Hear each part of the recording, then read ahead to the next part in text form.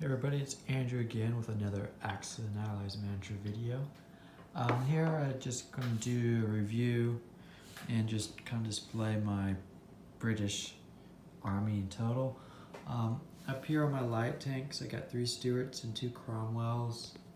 I got 2 Churchills. The Churchills, they have 2-pounder guns, which are relatively weak against infantry. This is the card for it. They're really slow. They have good armor. They do have the flamethrower ability. And so the only time I would ever use a Churchill would be in a close quarters match where they don't have to get around and they can get up close and have a chance to use the flamethrower's ability, which is when you roll the dice. If you get 3 6s, you automatically destroy. So it's a high risk, high reward. It's 35 IPCs, and it's not that great of a tank.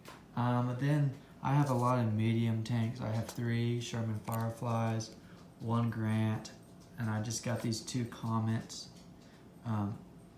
2 Comets, which came out very late in the war, and 2 Archers. This is from the base set, and this is a 3D print that I painted myself. It looks pretty good, and I only have 1 plane, which is the Spitfire Ace, and it's probably the best fighter in the game. That was actually in World War II. And then here's some more 17-pounders, artillery. They're very good.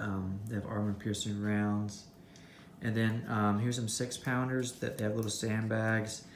And I would use that if they're defending and if they don't have to move. They have an extra defense of 4, and they're really hard to use. And if they get close enough to Tigers or Panthers, they can get an occasional hit.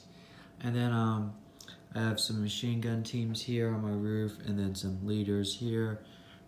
The one thing I do like about my British leaders is this is a hero and this is a leader, and they both have this tally-ho ability, as you can see right here, which increases the movement speed of all infantry within one hex or 2 hexes. And so what it basically gives all your infantry a speed of 1, and if you put both of them out here, your infantry can have a speed of 3, and then therefore you can avoid the need for trucks to carry your troops. I don't have much trucks, so that ability is useful, so that's one thing I do. But yeah, the machine gun teams are average.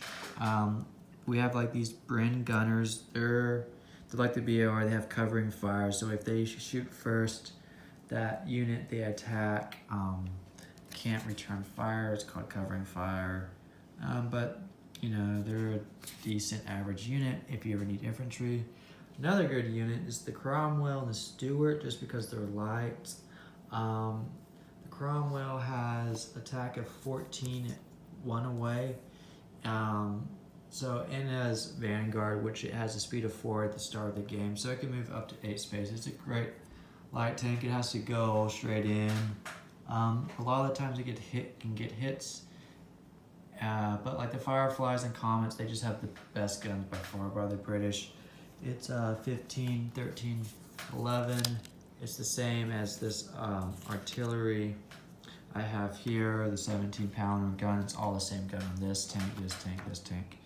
And the 17-pounder, it does have armor-piercing rounds, so that's effective. Earlier today, Tim had it, and he used it against one of my Panthers that he painted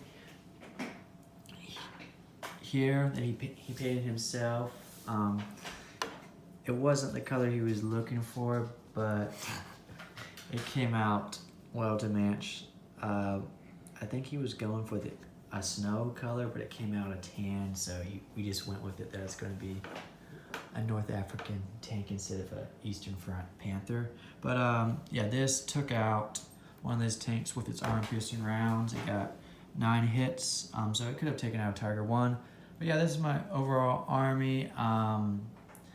I mean, the main thing I guess I could use is more trucks. That's the only thing I really don't have, on another plane. But it's probably the best army you could get with the British. I do like the British, and I have some other. They have allies, like here's a New Zealand infantry, it's an average unit, Australian. So it's cool to get these different units. You can just add them all together because they're basically were allies, you know, during World War II. And they're hard. It's hard for the British to go up against Germany because Germany has so many more diverse units than them. But you know, they're a fun team to play with, and they have like unique little abilities. And got anything to say, Big Tim? Along with the Queen.